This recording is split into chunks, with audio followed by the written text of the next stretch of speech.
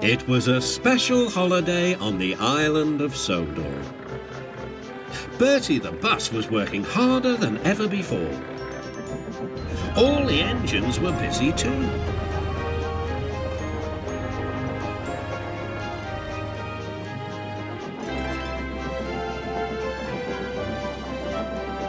Duck was waiting for his next journey. Near him stood a red bus, but he didn't look friendly like Bertie. The bus growled as he gazed at the happy passengers. "Stupid nonsense," he grumbled. "I wouldn't have brought them if I'd known. I'd have had a breakdown or something." "I'm glad you didn't," smiled Duck. "You'd have spoiled their fun." "Ah, enjoyment is all you engines live for. One day railways will be ripped up." Duck felt shocked at such an idea. "We have a friend called Bertie, and he's a bus, but he likes the railway. Sometimes he teases us about it, but he'd never want to see it ripped up." "Huh," growled the bus. "I know Bertie. He's too small in size to be of any use." Duck took no notice. "That bus is silly," he thought as he steamed away. At the junction, Duck told Oliver all about him. "I call him Bulgy," chuckled Oliver. Then he puffed happily away.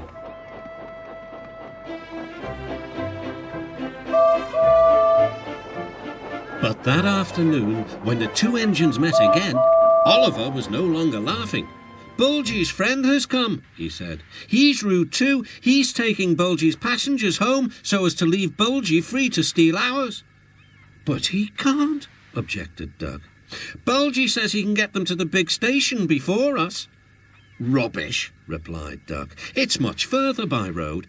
"Yes," continued Oliver, "but Bulgy says he knows a shortcut."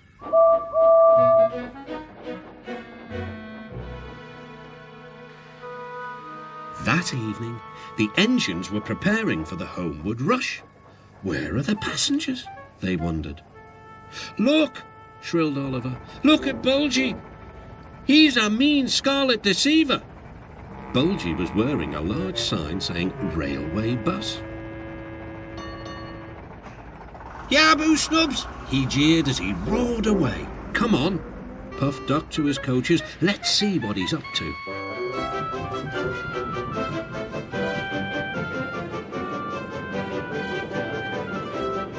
Duck wanted to pay Bulgy out, but he wasn't sure how.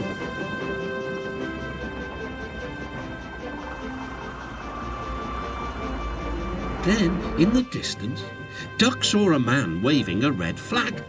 That meant danger. The line here crosses a narrow road, and there was Bulgy, wedged firmly under the bridge.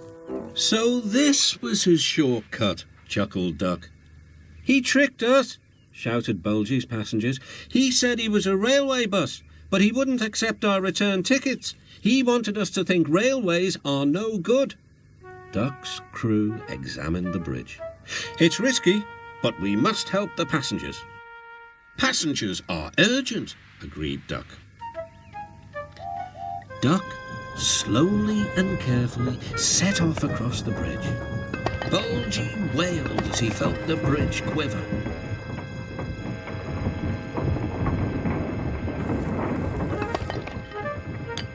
"Stop!" he shouted. "It might fall on me." "That would serve you right for telling lies," said Duck. But the bridge didn't collapse. Duck made good time, and all the passengers caught their trains. The bridge is now mended, but not, unfortunately, Bulgy and his ways. He never learned sense. He's a hen house now, and his lies can do no harm. The hens never listen to them anyway.